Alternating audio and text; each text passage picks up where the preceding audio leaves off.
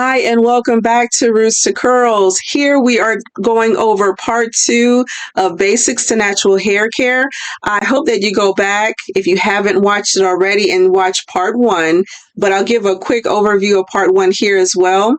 But here on this channel, we discuss natural hair care ingredients, formulations, business, and more. So if you're looking to start a natural hair care business, which I am currently working on with my partner, or if you're already in the business and you just kind of want to get some more information and knowledge, welcome. Thanks for tuning in.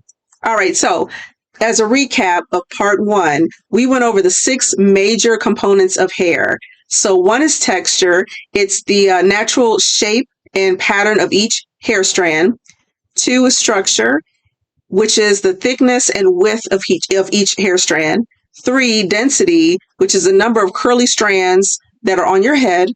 4, porosity. It's the hair's ability to absorb moisture. 5, scalp type, which is the scalp's ability to be properly moisturized or hydrated.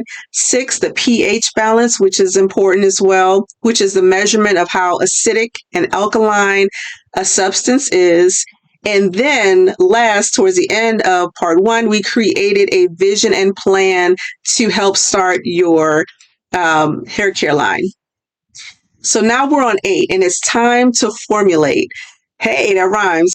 So we want to make a list of ingredients for each product, but we're going to do one for this example, and that is a deep conditioning hair mask. So number one, I want to include distilled water, which has been filtered out of minerals and toxins. Then we want to use aloe vera juice, emulsifying wax, which helps blend my oil ingredients and my water ingredients to blend and be stable and to not separate. Shea butter, mango butter, citral alcohol. That's a fatty alcohol. It's a hydrating emollient type of alcohol versus a drying alcohol. Jojoba oil, castor oil, almond oil, bentonite clay. That's going to provide some of that natural cleansing aspect of a conditioner, so it can kind of pull out the oil and the dirt and potentially any kind of minerals that need to be, pulled out and washed out. Vitamin E, essential oil, of course, for fragrance, and also should be some properties in it to kind of benefit the hair and scalp. And then a preservative. So if we're starting a hair care line, we want to sell these products to people. You definitely want to make sure that any product containing water has a preservative to prevent the growth of fungus, mold, and bacteria. All right, so we want to arrange these ingredients into their respective formulation phase. And typically, a formulation phase has 3 phases. It's A, B, and C. Sometimes there might be a D, or A might have 2 parts, B might have 2 parts, but typically it's A, B, C. And know that your phase A starts off with your water phase. So anything that is water-like, or dissolves in water will be part of your water phase or your phase A. Then your phase B is your oil phase. So those will be your waxes, your butters, your oils typically, and those will be put together, or in this case, your bentonite clay, because your bentonite clay can also dissolve in your oil. Within your oil phase, it has a harder time dissolving your water phase. So you got to make sure when you're dealing with powders and clays, what phase to include that in. So again, your phase B is your oil and your wax phase. Those will be melted together or warmed together in that phase. And then you have a phase C, which is your cool down phase. So this is after your phase A has been combined and warmed up together. Your phase B has been combined and warmed up together. And then once those two are combined, phase A and phase B have cooled down and have been combined and emulsified, because again, remember, we have our water and our oil, we have our emulsifying wax that combines the two. Now we'll let that cool off for a little bit, because in phase C, we have our ingredients that basically lose its benefit when it's warm or hot. So you got to make sure it's at a certain cooling temperature. And then you can add in things such as your vitamin E, your essential oils, and your preservative, because they cannot take heat. If they do, they will lose their benefits. And then your product will not be able to, with vitamin E, be oxidized. It'll run the risk of going bad and rancid and smelling, or your essential oil can kind of also smell, or it will basically, you'll heat out its properties and it will just have no benefit. And preservative, it will not be able, under heat, it won't be able to kill mold or prevent mold and fungus and bacteria growth. So just keep that in mind. All right. So determine how much each ingredient is needed by percentage. This is a tough part. I'm not going to go into all the details on this for this video. I'll make another video so that you can understand the usage rates. But for now, just know that after you kind of have an understanding of how much of each ingredient you should use based off of their guidelines, you want to basically come up with a percentage, or you can reverse engineer it and do it by weight. But in this case, I like to do it by percentage and then use it by weight, which is grams, and you'll see in the next slide. So here, like I said, I'm doing it by percentage, and just off the top, because I've formulated a few products before, I know that I want to use these percentages for my phase A, for my phase B, for my phase C. And as you can see, I have two parts to phase C, because there's a part where I don't want to cook certain oils. Remember, certain oils, not just your essential oils and your vitamin E and preservative, but some of your plant oils can also lose its properties and benefits when it's heated. So I would rather preserve some of those. So therefore, in this case, I have a phase C where I'm not heating up my jojoba oil, castor oil, almond oil, or bentonite clay. I'm just going to leave that. When it's added after phase A and phase B are mixed and they're warm, when it cools down, I will add my first part of my phase C. And then once it cools down some more, I will add in the remainder of my phase C. All right, so next we're going to take percentages and compute the measurements by weight or grams. That's just a more of an even weighing scale when you're measuring your oils and your powders and other ingredients. So you want to do by grams. So we, again, did our phases, phase A, B, C. Then we, based off of our usage rates, we know what percentage of each ingredients we want to use for our formula. And then we take that percentage and we're going to say, okay, I want to make an 8-ounce jar of this deep conditioning hair mask. And it's going to be 232 grams. So out of that 232 grams, I'm going to take the percentage of each ingredient that I came up with, and I'm going to basically divide that by grams. So for example, in my phase A, 50% of my formula is going to be distilled water, and 50% of the total of the 232 grams or 8-ounce jar comes to 116 grams. So, and you'll do that for each ingredient listed until you get to 100%. And I forgot to mention that before. When you're breaking out your formula by percentage, make sure that the total of all your phases, so within each phase, you'll have a total. So for example, phase A, total 60%. So, phase B equals 22%. And then phase C, part 1, equals 14%. And then phase C, part 2 equals 4%. But if you add all the phases together, the total of each phase together, you will get 100%. And that's the goal. You want to get 100%, and 100% of that, of course, equals to 232 grams, which translate into ounces as 8 ounces. I know that was a lot, but just keep that in mind. Please watch this over again a couple times if it's a little confusing, but you kind of want to break it out into those measurements until you get the hang of it and you're used to formulating in that way. All right. So now that you have your ingredients listed, your phases, your percentages, and your grams or your weights, now you want to write down the instructions, or have a step-by-step process for each formula to in order to have consistent results. Because the purpose of these instructions is to follow them every time you want to make a certain batch of whatever product you've created, and you want to keep it consistent and make sure that it's always the same thing with the customer orders and pays for, they're getting the same results every time.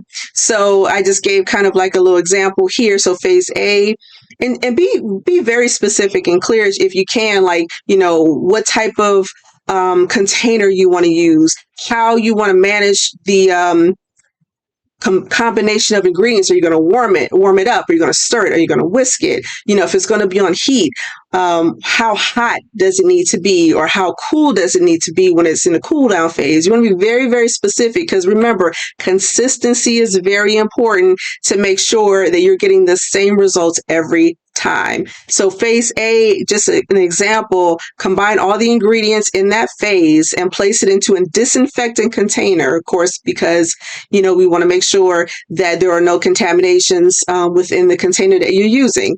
Place the container into a double pot boiler. You never want to place your ingredients on direct heat, because it can burn and then it just smells and it loses its properties. And then I stated, make sure it's on warm to low heat between 93 to 100 degrees Fahrenheit, or between 34 to 38 degrees Celsius. So it also helps when you start to understand Fahrenheit and Celsius degrees. What I have personally when I make my products is I have that like infrared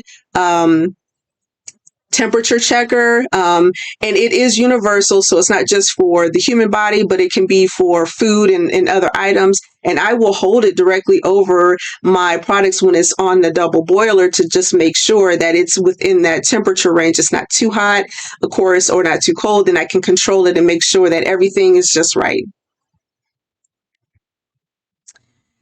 So when you are doing your formula for the first time, you don't want to just buy a whole bunch of products or ingredients, make this large batch, and then if it turns out wrong, it's waste. So what you want to do is you want to do small batches. So small batches will save on waste until you are satisfied with the final result. So I just have a picture of like the small containers, so you can visualize what a small batch can look like. I would choose something that's probably within like 100 to 150, maybe 200-gram container. Find out what the ounces are if you are used to looking at it from the ounce perspective. But think of it like I'm creating this small jar of conditioner or hair cream or whatever it is, or this small bottle of oil. Just think of, this small batch you're making, and making it, as good as possible, to where you're satisfied with it, that when you increase your percentages and you increase the amount of ingredients, that you're still consistent, in that small batch that is good becomes a good big batch and you're not wasting. So, all right. So now that you have, come up with your formula, you tested a couple of batch sizes until you got it the way you want it, the way you want to see it look and feel, the texture.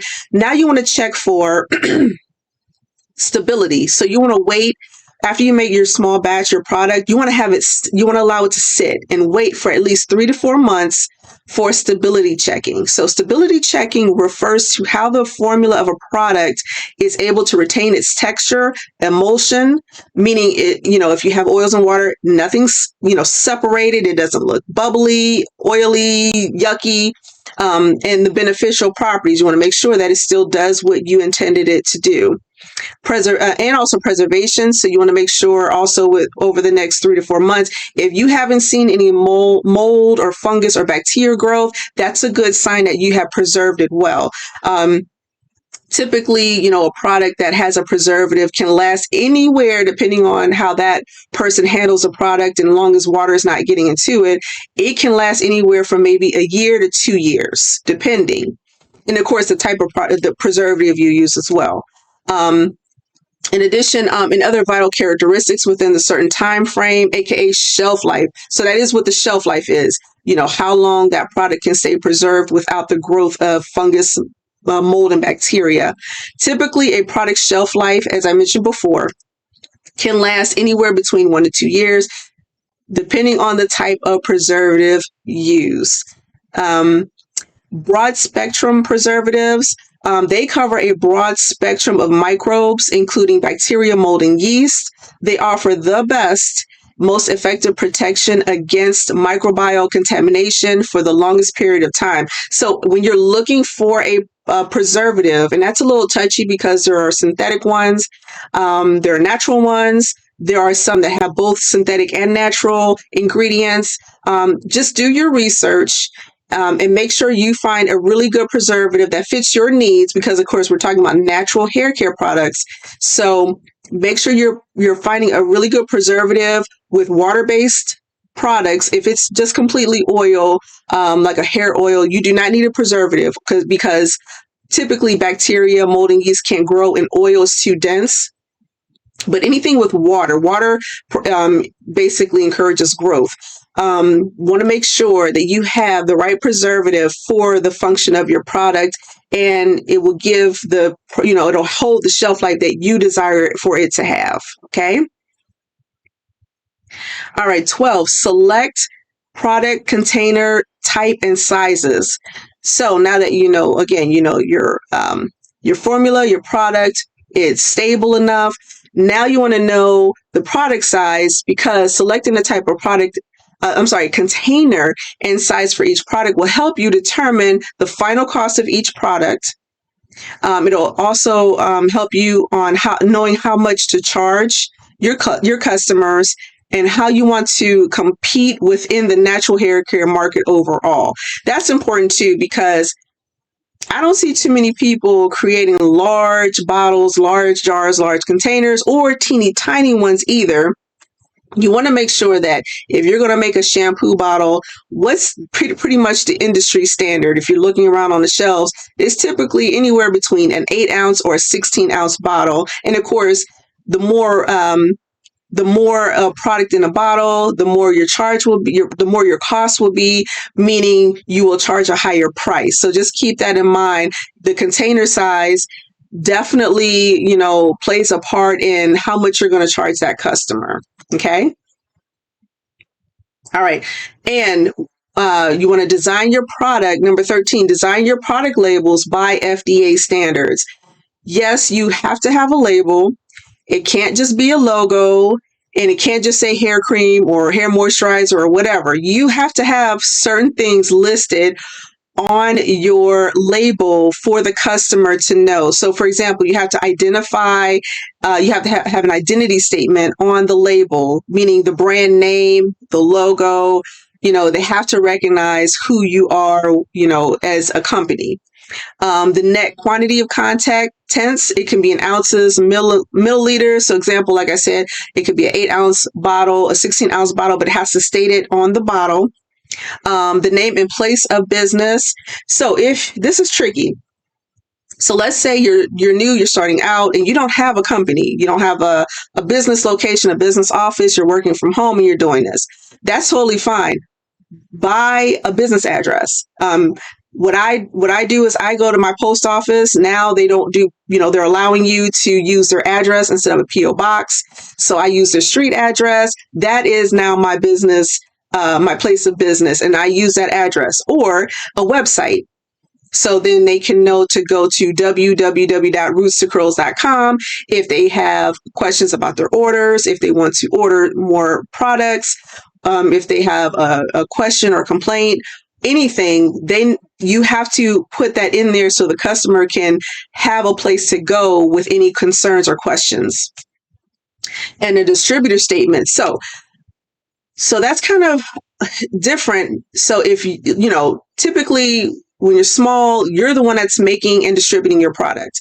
However, larger companies or mid to large companies, they will have one place of location, but then they're outsourcing like either the manufacturing or the distribution and shipment of their products. So if that is different from your current place of business, whatever address you're using for the place of your business, you also have to list the distribution information as well, that address or that contact information. Material facts, basically the safe use directions. So you have to provide some kind of instructions or directions on the product label of how to use your product. If it's like a small amount palm of your hand before or after washing your hair, daily, weekly, monthly, things like that. What I would do is I would just, again, see what's out on the market. If you're making a shampoo, see what a typical standard is for using a shampoo and kind of follow some of their processes or statements that seem to tie out to what you're doing. And you can just basically state exactly, how to wash your hair, how to use the product, things like that. Warnings and precautions. That's always important because certain ingredients, those, like essential oils, for example, if you're pregnant, if you're a pregnant woman, certain essential oils they should stay away from. So you might want to put some kind of warning or precaution, check with your doctor before using this. This product includes this oil, may not use during pregnancy, as an example, or maybe allergies. Some people might be allergic to certain ingredients like nut oils. So just keep that in mind when you're designing your products. Just kind of put a little statement, please advise, please check with your physician or something like that. The ingredients list, weight large to small. So the great thing about that is by the time you're designing your label, you already know what your ingredients are and the percentage, what's the highest to least. So you're just looking at your formula and you're just taking that list of ingredients and you're just going to have a section where you list out all the ingredients in that order, the largest amount or weight to the smallest. Usually, of course, the smallest is a preservative. And then it always starts off with like water or some kind of oil that is the largest amount within that product. And then last, the period after opening, which is basically kind of like the shelf life. So just reiterating again, you're preserving your product and you've already tested out stability. So, typically you can say this product has a shelf life of 12 months or 1 year, 2 years, 24 months. You just want to make sure you state it. You can also, this is totally optional, this is not required, but you can also state the date of when that product was made or that batch was made. And you can always, have that on your label as well. There's nothing wrong with that. Or you can even add an expiration date. So knowing that you've made a product today, and in a year from now, you know that you definitely want to say it will be around the time of expiration. You can also write that on your product as well. That's totally fine and is beneficial to your customer. All right, 14. Now you want to calculate each cost per unit for pricing. So you want to know how much to charge for your product. So when you're coming up with the cost, keep in mind these items. How much it costs to buy your ingredients, how much it costs to buy the equipment to make your formula, the cost of your labor. Some people don't put in your time, like time is money. You got to put your time in, you got to put a price on that. So as an example, if you just want a starting point, you can always start with minimum wage. I'm not saying that's what you should do, but you can, use that as a benchmark if you prefer, just because, it's the lowest amount and you just want to kind of have an idea, what to add in there. The cost of your containers per unit, cost of packaging, cost of shipping and delivery. I would use an average cost for that. And you can kind of do a Google search or kind of ask some people if you know some people that are in business, or maybe kind of see how much you're usually charged when you're purchasing items online and it's shipped to your house. Just kind of get an idea of, okay, for example, an average cost of shipping and delivery for me, selling to a customer, it might cost me, let's say, $6, or it could be cheaper because maybe they're paying for the shipping and delivery, but you're still paying for the packaging. You're still paying for the mailers, the boxes, the tissue paper, anything that goes with actually packaging it up and then shipping it out. Maybe beforehand you might have to buy the boxes beforehand, so then how much does it cost for that? And then any other miscellaneous costs, like cost of your website and other fees that you might incur that you would know about in order to run your business and to create your natural hair care line. So, for example, let's say the 8 ounce jar of the deep conditioning hair mask, we're selling it at $19.99. After going through all the costs and kind of, going through a calculation of how much it would cost to make that one 8 ounce jar, dividing it by, let's say I'm making 250 jars, and I bought all the ingredients, taking into consideration all the costs that goes with making 250 of those jars, divided by 250, let's say for one of those jars, or I'm sorry, one of those bottles or whatever, it cost me $4.50 per jar. So every time I sell one of those jars for $19.99, I know I have to deduct $4.50, which my true profit and revenue comes to $15.49. So that will help you understand what kind of profit to expect, how much you're making back should you sell, XYZ product at XYZ price. And that's it. So that was, again, another quick overview. This is part 2. If you haven't seen part 1, again, please check out part 1. I hope that helps you in the beginning phase of knowing what to do when you want to create a product, a natural hair care product for your business. Thanks for watching. Did this video help you? Please let me know. Like, subscribe, or leave a comment below. And what would you like to learn next? This is a community of just learning and sharing information, and I'm always willing to do the research and to share with you guys. So until then, talk to you soon. Take care.